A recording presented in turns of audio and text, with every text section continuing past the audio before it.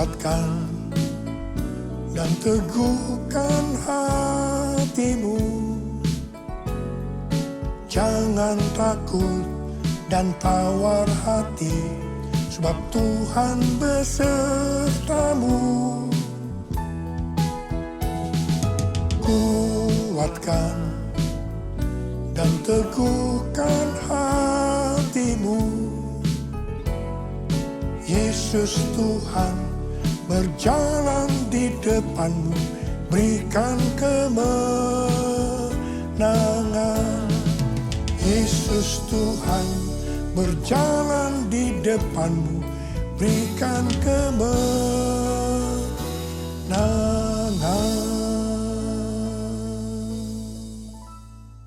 Memasuki tahun 2025 ini, pesan Tuhan kepada kita dalam Mazmur 27 ayat 14 yang berkata, nantikanlah Tuhan, kuatkanlah dan teguhkanlah hatimu. Nantikanlah Tuhan.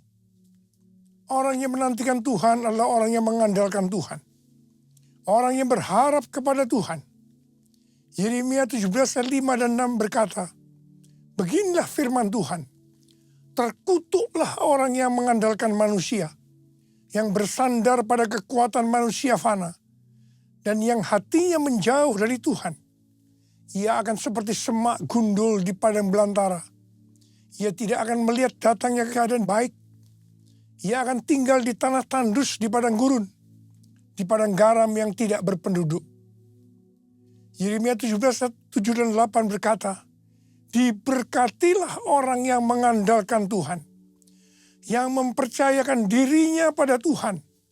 Ia akan seperti pohon yang ditanam di tepi air, yang merambatkan akar-akarnya ke tepi sungai, dan tidak takut akan datangnya panas terik, yang daunnya tetap hijau, yang tidak khawatir dalam tahun kekeringan, dan yang tidak berhenti menghasilkan buah.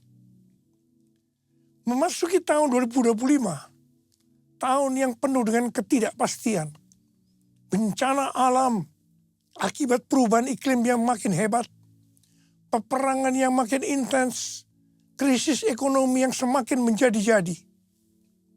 Lebih dari itu, kita diingatkan bahwa kita sudah berada di akhir dari akhir zaman.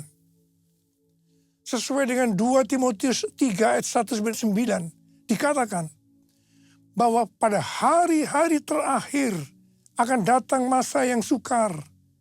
Manusia akan mencintai dirinya sendiri dan menjadi hamba uang. Mereka akan membual dan menyombongkan diri. Mereka menjadi pemfitnah. Mereka akan berontak terhadap orang tua dan tidak tahu berterima kasih. Tidak peduli agama. Tidak tahu mengasihi. Tidak mau berdamai. Suka menjelekkan orang. Tidak dapat mengekang diri. Garang. Tidak suka yang baik. Suka berkhianat. Tidak berpikir panjang. Berlagak tahu. Lebih menuruti hawa nafsu daripada menuruti Allah. Secara lahiriah mereka menjalankan ibadah mereka. Tetapi pada hakikatnya mereka memungkiri kekuatannya. Walaupun selalu ingin diajar, namun tidak pernah dapat mengenal kebenaran. Akal mereka bobrok dan iman mereka tidak tahan uji. Jadi, memasuki tahun 2025, kita menghadapi kondisi yang seperti itu. Karena itu, seperti yang Tuhan pesankan kepada kita, nantikanlah Tuhan, kuatkanlah dan teguhkanlah hatimu. Nantikanlah Tuhan.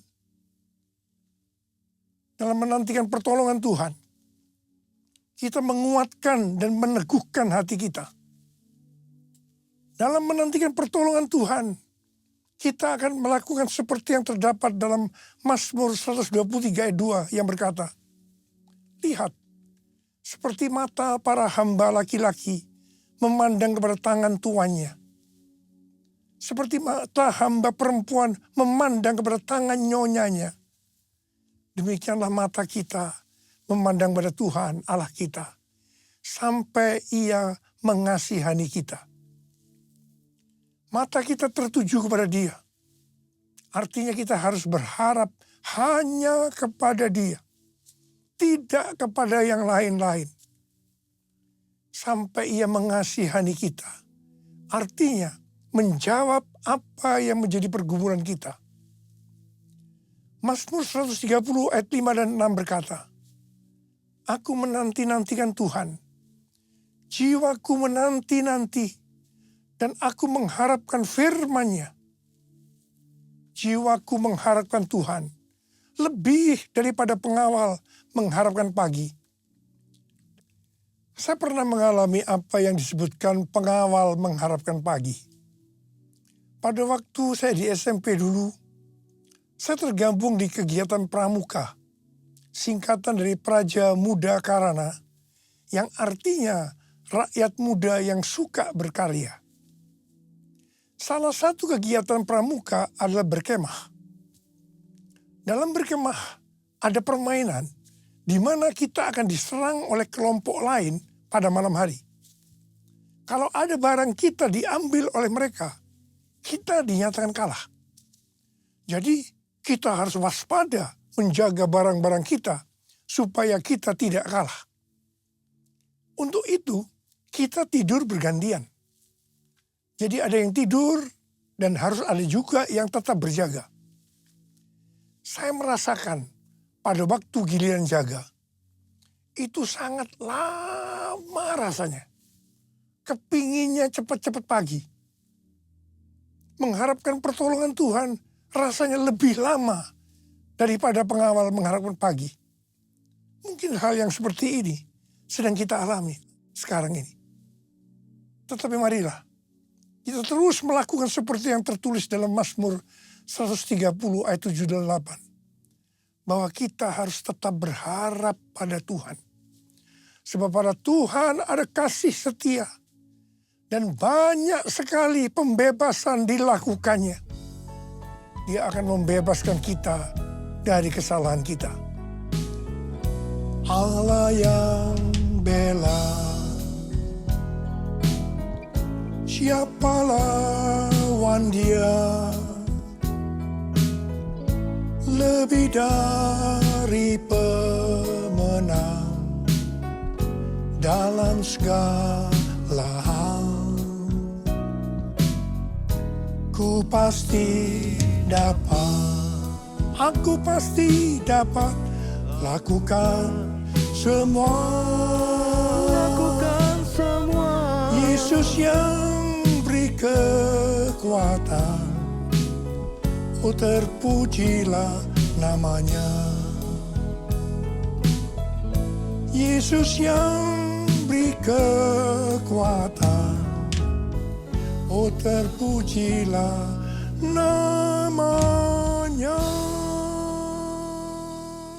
Tema tahun 2025 adalah tahun penuaian, the year of harvest. Ayat emasnya adalah Ulangan 11 ayat 13 dan 14 dan Yohanes 4 ayat 35. Sehubungan dengan tahun penuaian, kita akan membahas tentang dua hal. Yang pertama, jenis tuaian. Yang kedua, hal-hal yang harus diperhatikan dalam tahun penuaian. Mengenai soal jenis tuaian, Alkitab menggambarkan ada beberapa jenis tuaian. Yang pertama, tuaian jiwa-jiwa. Sesuai dengan Matius 9 ayat 36 sampai dengan 38. Maka jiwa-jiwa yang dimaksud adalah orang banyak yang tidak bergembala. Yaitu mereka yang belum kenal Sang Gembala Agung, yaitu Tuhan Yesus. Hari-hari ini Tuhan mengingatkan kita tentang tiga hal. Yaitu yang pertama, perhatikan tahun 2033. Yang kedua, harvest now. Yang ketiga, Jesus for everyone. Tuhan sedang berbicara kepada gerejanya di seluruh dunia. Bahwa tahun 2033, pada tahun 2033, setiap orang, everyone, akan mendapatkan kesempatan untuk berjumpa secara otentik dengan Tuhan Yesus melalui kuasa dan hadirat Roh Kudus.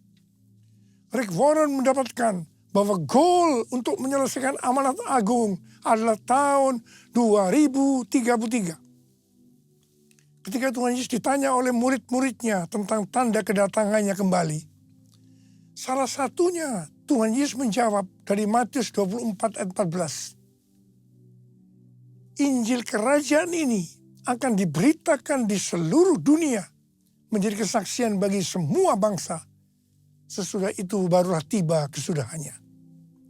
Jadi kalau Injil kerajaan sudah diberitakan di seluruh dunia menjadi kesaksian bagi semua bangsa, atau amanat agung sudah selesai, maka sesudah itu Tuhan Yesus datang kembali. Kata sesudah itu artinya tidak ada seorang pun yang tahu. Bisa 1 bulan, 1 tahun, 5 tahun, tetapi yang jelas tidak akan lama. Sebab Tuhan Yesus berkata, "Aku datang segera." Saya tidak pernah berkata bahwa Tuhan Yesus pasti datang tahun 2033. Itu tidak alkitabiah. Tetapi yang saya katakan, Tuhan Yesus bisa datang tahun 2033. Itu alkitabiah. Karena Tuhan Yesus bisa datang sewaktu-waktu. Hari-hari ini penuaian jiwa yang terbesar dan terakhir sedang terjadi. Harvest now, Jesus for everyone. Tuhan Yesus berkata dalam Yohanes 4 ayat 35. Bukankah kamu mengatakan 4 bulan lagi tibalah musim menuai? Namun aku berkata kepadamu, lihatlah sekelilingmu dan pandanglah ladang-ladang yang sudah menguning dan matang untuk dituai. Memasuki tahun 2025, kita diingatkan kembali agar kita menyelesaikan amanat agung. Tugas utama kita sebagai orang percaya, sebagai seorang murid, tidak melihat apa profesi kita adalah menyelesaikan amanat agung. Hal ini sesuai dengan Matius 28 ayat 19 dan 20. Karena itu pergilah, jadikan semua bangsa muridku, dan baptislah mereka dalam nama Bapa dan Anak dan Roh Kudus. Dan ajarlah mereka melakukan segala sesuatu yang telah kuperintahkan kepadamu. Ketahuilah, aku menyertai kamu senantiasa sampai akhir zaman. Menyelesaikan amanat agung adalah menjadikan semua bangsa itu murid Tuhan Yesus. Hanya murid yang bisa memuridkan. Karena itu kita harus terlebih dahulu menjadi murid Tuhan Yesus. 1 Yohanes 2 ayat 6 berkata, siapa yang mengatakan bahwa ia tinggal di dalam dia, ia wajib hidup sama seperti Kristus telah hidup. Kalau kita hidup sama seperti Kristus telah hidup, maka kita akan menjadi serupa dengan gambarnya. Kita adalah murid-murid Tuhan Yesus. Jesus for everyone, Jesus for everyone, Jesus for everyone, Jesus for everyone, Jesus for everyone, Jesus for everyone, Jesus for everyone, Jesus for everyone. Mengenai jenis tuaian yang kedua adalah tuaian buah roh.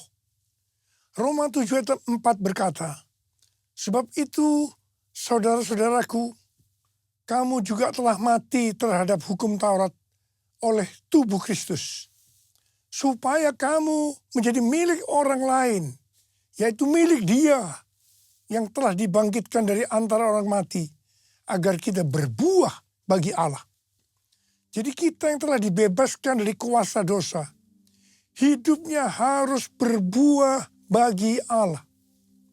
Buah harus dituai. Artinya harus menghasilkan tuaian buah roh. Dengan kata lain, dalam hidup kita harus ada buah roh. Galatia 5, 22 dan 23 berkata, tetapi buah roh ialah kasih, sukacita, damai sejahtera, kesabaran, kemurahan, kebaikan, kesetiaan, kelemah lembutan, penguasaan diri. Tidak ada hukum yang menentang hal-hal itu. Salah satu aspek dari buah roh adalah kelemah lembutan, yang dapat diartikan juga sebagai kerendahan hati, humility. Kita semua harus rendah hati. Jangan sombong, jangan congkak. Karena Allah menentang orang congkak, tetapi mengasihani orang yang rendah hati. Ini dituliskan di 2 ayat, yaitu 1 Petrus 5 ayat 5 dan Yakobus 4 ayat 6. Ini berarti peringatan yang sangat serius dari Tuhan. Dalam Amsal 16 ayat 5 berkata, setiap orang yang tinggi hati menjijikkan bagi Tuhan. Ia pasti tidak akan luput dari hukuman.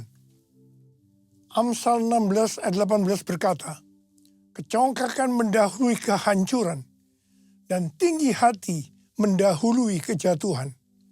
Karena itu saya mengingatkan kepada kita semua, jangan sombong, jangan congkak, jangan tinggi hati. Jenis tuaian yang ketiga adalah tuaian berkat. Sesuai dengan Ulangan 6 ayat 6 sampai dengan 11 dikatakan bahwa Tuhan akan memberikan kepada umatnya, yaitu kepada kita semua, kota yang tidak mereka dirikan, rumah yang tidak mereka isi, sumur yang tidak mereka gali, dan kebun anggur yang tidak mereka tanam. Meskipun melibatkan usaha manusia, tuaian berkat bagi kita sesungguhnya adalah anugerah Tuhan. Mengenai melibatkan usaha manusia, kita harus mengingat apa yang dikatakan Amsal 10 ayat 22 yang berkata, berkat Tuhanlah yang menjadikan kaya, jerih payah tidak akan menambahinya. Di sini dikatakan, bukan karena jerih payah itu yang membuat kita jadi kaya, tetapi semata-mata karena berkat Tuhan. Tetapi kita harus rajin, tekun melakukan tugas kita, bekerja keras dan cerdas, bukan bermalas-malasan. Katakan amin. Jadi kalau kita menerima tuaian berkat, sesuai dengan Ulangan 6 ayat 12 dikatakan, jangan sampai kita melupakan Tuhan. Firman Tuhan berkata dalam Yesaya 60 ayat 1, bangkitlah, menjadi teranglah, sebab terangmu datang dan kemuliaan Tuhan terbit atasmu. Kalau kita lakukan itu, maka kita akan mengalami seperti Yesaya 60 ayat 5 yang berkata, pada waktu itu engkau akan heran melihat dan berseri-seri. Engkau akan tercengang dan akan berbesar hati. Sebab kelimpahan dari seberang laut akan beralih kepadamu. Dan kekayaan bangsa-bangsa akan berpindah kepadamu.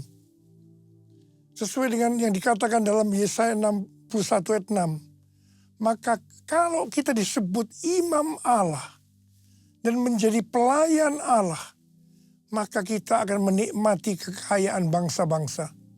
Dan akan memegahkan diri dengan segala harta benda mereka. Haleluya. Tuhan mengingatkan kita bahwa tuaian berkat yang diberikan kepada kita bukan hanya untuk pribadi kita, tetapi lebih dari itu untuk menyelesaikan amanat agung. Katakan amin. Jenis tuaian yang keempat adalah tuaian di bumi. Sesuai dengan Wahyu 14 ayat 18 sampai dengan 20.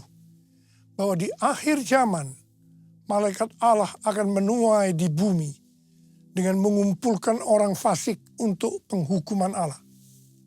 Dalam ayat-ayat ini dikatakan, seorang malaikat yang lain lagi datang dari Mesbah. Ia berkuasa atas api dan ia berseru dengan suara nyaring kepada malaikat yang memegang sabit tajam itu, katanya, ayunkanlah sabitmu yang tajam itu dan potonglah buah-buah pokok anggur di bumi, karena buahnya sudah masak. Lalu malaikat itu mengayunkan sabitnya ke atas bumi dan memotong buah pokok anggur di bumi dan melemparkannya ke dalam gilingan besar, yaitu murka Allah. Buah-buah anggur itu digiling di luar kota dan dari gilingan itu mengalir darah. Tingginya sampai ke kekang kuda dan jauhnya 300 kilometer. Ada yang menafsirkan bahwa ini adalah perang Harmagedon. Hari-hari ini kita sedang melihat peperangan antara Israel melawan Hamas, Hizbullah, Houthi, Iran yang makin intens. Demikian juga perang antara Rusia dan Ukraina yang tensinya makin tinggi. Semua yang terjadi ini pada akhirnya akan menuju perang besar, yaitu perang Harmagedon. Mungkin itu juga yang dikatakan orang perang dunia ketiga. Penuaian jiwa akan berjalan paralel dengan goncangan-goncangan. Kuasanya dicurahkan, berkatnya dilimpahkan, penuaian besar sungguh terjadi. Segala bangsa akan datang menyembah Yesus Tuhan, kemuliaan Tuhan telah turun. Kemuliaan Tuhan telah turun. Kemuliaan Tuhan telah turun. Hal-hal yang harus diperhatikan dalam tahun penuaian. Yang pertama, akan terjadi pencurahan Roh Kudus yang dahsyat. Panen dapat dituai apabila ada hujan awal yang fungsinya adalah untuk menggemburkan tanah. Dan hujan akhir yang fungsinya untuk menyiapkan tuaian.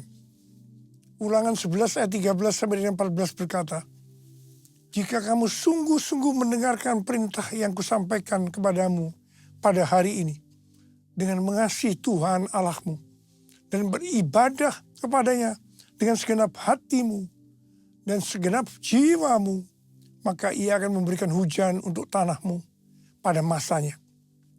Hujan awal dan hujan akhir, sehingga engkau dapat mengumpulkan gandum, anggur, dan minyakmu. Yang dimaksudkan dengan hujan akhir adalah pencurahan Roh Kudus di hari-hari terakhir ini, yang akan mempersiapkan tuaian jiwa yang terbesar. Dan yang terakhir, itu adalah Pentakosta yang ketiga. Pada tanggal 23 sampai dengan 25 Oktober 2024, diadakan simposium Pentakosta ketiga di Church of God, Cleveland, Tennessee. Simposium Pentakosta ketiga artinya hanya membicarakan Pentakosta ketiga. Ini adalah hari yang bersejarah. Pertanyaannya, mengapa harus di Amerika? Hal ini sesuai dengan nubuatan C.D. Jacobs bahwa gerakan Pentakosta ketiga dari timur ke barat dan kembali ke Yerusalem. Barat yang dimaksudkan adalah Amerika Serikat. Jadi dari Amerika Serikat, Pentakosta ketiga akan menyebar ke seluruh dunia. Yang kedua, hal-hal yang harus diperhatikan dalam tahun penuaian adalah hukum tabur tuai. Seperti yang terdapat dalam Galatia 6 ayat 7b sampai dengan 10 yang berkata, karena apa yang ditabur orang, itu juga yang akan dituainya. Sebab siapa yang menabur dalam dagingnya, ia akan menuai kebinasaan dari dagingnya. Tetapi siapa yang menabur dalam roh, ia akan menuai hidup yang kekal dari roh itu. Janganlah kita jemu-jemu berbuat baik. Karena apabila sudah datang waktunya, kita akan menuai jika kita tidak menyerah. Karena itu, selama masih ada kesempatan bagi kita, marilah kita berbuat baik kepada semua orang, tetapi terutama kepada saudara-saudara seiman kita. Memasuki tahun 2025, kita akan menuai apa yang ditabur tahun 2024. Saya berdoa supaya kita menuai yang baik, karena kita menabur yang baik. mengawali tahun 2025. Saya ajak saudara untuk mengangkat tangan kita. Dan kita katakan bersama-sama. Hosana, Hosana di tempat yang tinggi. Hosana, Hosana di hati yang suci. Hosana, Hosana, Hosana di tempat yang tinggi. Hosana, Hosana di hati yang suci. Di hati yang suci. Mari berbahasa roh, sembah Dia.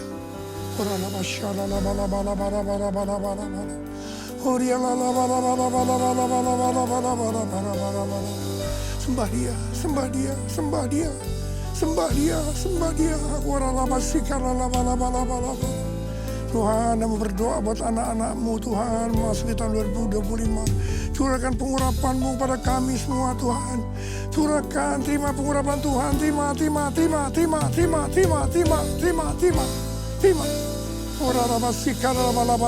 kasih.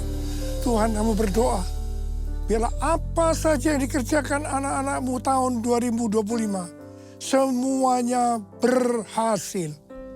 Yang percaya, terima dengan berkata, amin. Selamat tahun baru 2025, tahun penuaian, the year of harvest. Tuhan Yesus memberkati kita semua berlimpah, limpah, limpah. Amin.